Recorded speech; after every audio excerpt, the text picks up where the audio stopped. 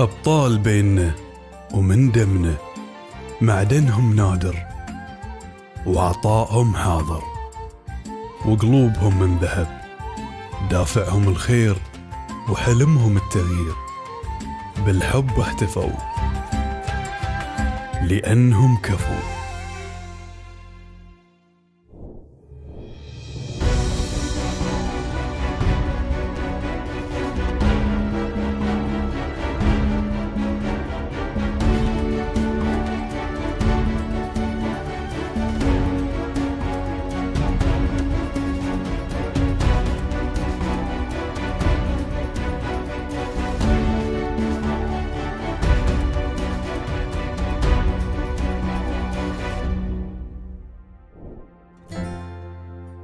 حلقتنا اليوم مختلفة، تجمع بين بطلين مختلفين لكنهم مثال لآلاف الأبطال اللي وقفوا بالصفوف الأمامية أثناء جائحة كورونا وكرسوا وقتهم وجهدهم خدمة للبحرين.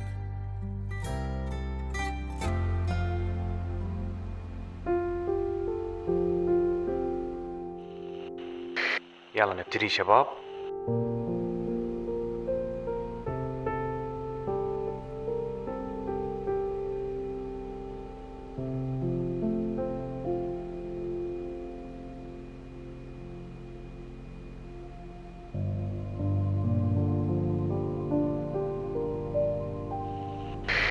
ننزل البنر.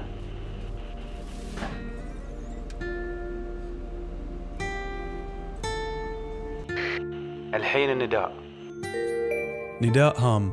معانا الدكتور علي من أبطال البحرين الحقيقيين، تقاعد من العمل من سنوات طويلة، ولما سمع عن حاجة البحرين للمتطوعين في المجال الصحي ما تردد أنه ينضم للصفوف الأمامية ويتطوع بعلمه وخبرته للبحرين ومن غير انتظار أي مقابل. وايد حنون وايد، يعني إذا شاف إنسان في عنده مشكلة أو إنسان محتاج حق شيء، سواء إنسان قريب منه أو بعيد عنه، المهم إنه هو يساعده في هاي المشكلة. خلوق، مؤدب، خدوم، يحب يخدم، يعني حب للبحرين وحب للناس، بالتالي واحد يوده. ما كان يتعامل معنا على أساس إنه هو رئيسنا في العمل، كان يتعامل معنا على أساس إنه هو أبونا وإحنا عياله. هم من الأطباء اللي يسعون دائما، ما يحدهم ارتباطهم بعمل أو عقد أو وظيفة عشان يقدمون الكثير لهاي البلد. طبعا هو دكتور علي تقاعد من العمل الحكومي، لكن واصل في العمل الإنساني، وأول ما بدأت جائحة كورونا على طول تطوع للعمل، وكان يداوم أكثر حتى من الموظفين. كان من ضمن الأطباء اللي منذ بدء الجائحة اهتم إنه يتواجد في المحاجر مثل محجر الحد. كان هاي الطبيب يحرص إنه يلبي حاجات الناس، ليس فقط الصحية بل أيضاً الاجتماعية والنفسية. أتصل عنه، أسأل عنه، أقول له يكون في عونك، كنت في خطر وكذا، يقول هذا واجبنا وهذه ديرتنا، إذا ما وقفنا إياها فالظروف من يوقف إياها. أنا وايد فخورة فيك، وأنت تعرف أنا دائما أقول إن أنا محظوظة إن أنت أبوي، ونحاول إن إحنا نوصل يعني لو شيء بسيط من اللي أنت وصلت له. ألف شكر من كل قلبي، ممنونة لكل كلمة وكل سند وكل نصيحة أعطيتني إياها. أنت قدوة طيبة للإنسان اللي يحب بلده ويحب مجتمعه ويحب أهله. استمر بعطائك للبحرين، استمر بمحبتك لكل الناس اللي فيها، عطائك مميز، بصمتك واضحة، رد العرفان للبحرين بالاستمرار وانت قدها، وإن شاء الله مع بعض نوصل لبر الأمان. شكراً دكتور علي.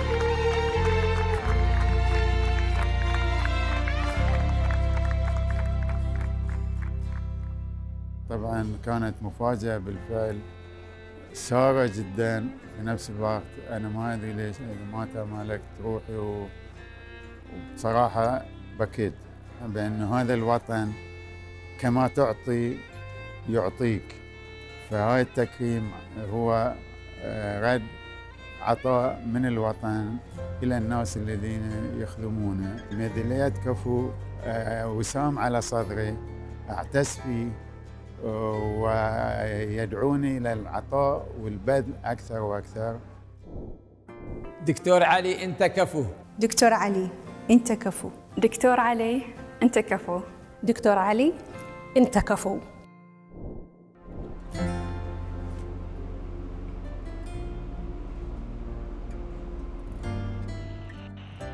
يلا نبتدي شباب.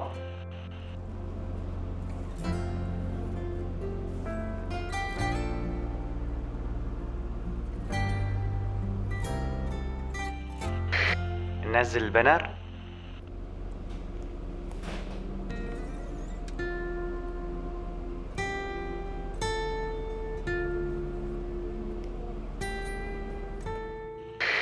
الحين النداء.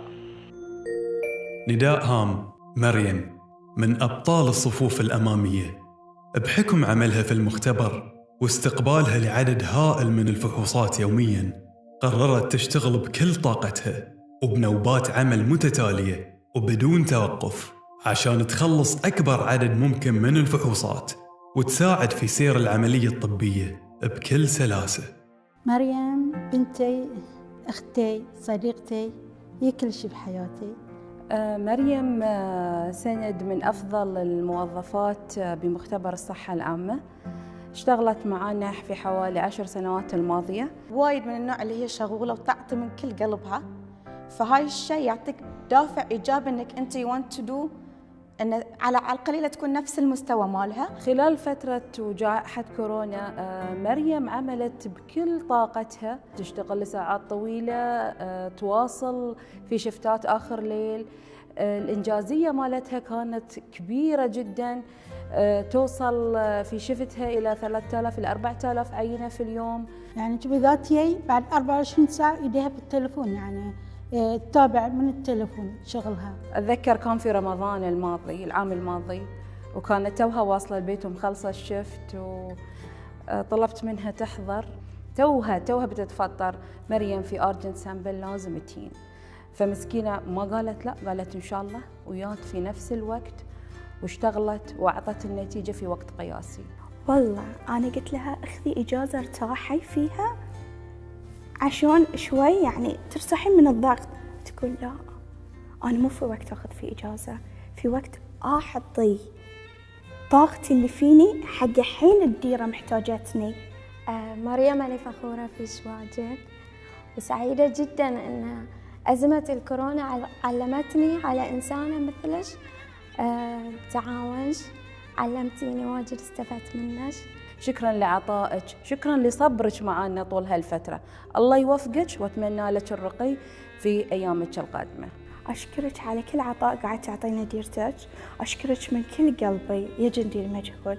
الله يعطيش على قد مقدورك وجهودك، إن شاء الله تشوفش بأحلى المراتب. الله يعطيش على قد نيتك وتستاهلين كل خير حبيبتي انت.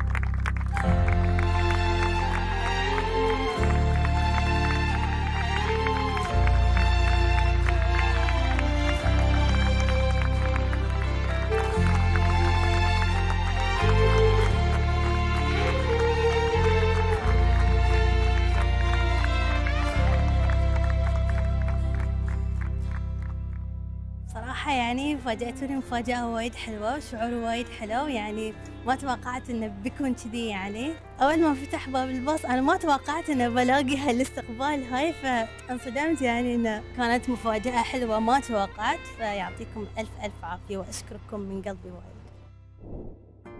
مريم أنتي كفو. مريم أنت كفو. مريم أنت كفو. مريم أنت كفو. مريم أنت كفو. الدكتور علي رسم صورة جميلة عن خدمة الوطن لما تطوع وعاد للعمل بعد سنين من التقاعد. ومريم حاجة وطنها كانت فوق كل شيء لما ضاعفت جهدها واشتغلت ليل ونهار. وهذه حال كل أبطال نفس الصفوف الأمامية. نداء الوطن بالنسبة لهم فوق كل شيء. أبطال في الجد والاجتهاد والتفاني في العمل، أبطال في التضحية من أجل الوطن. صفوفنا الأمامية، أنتو كفو.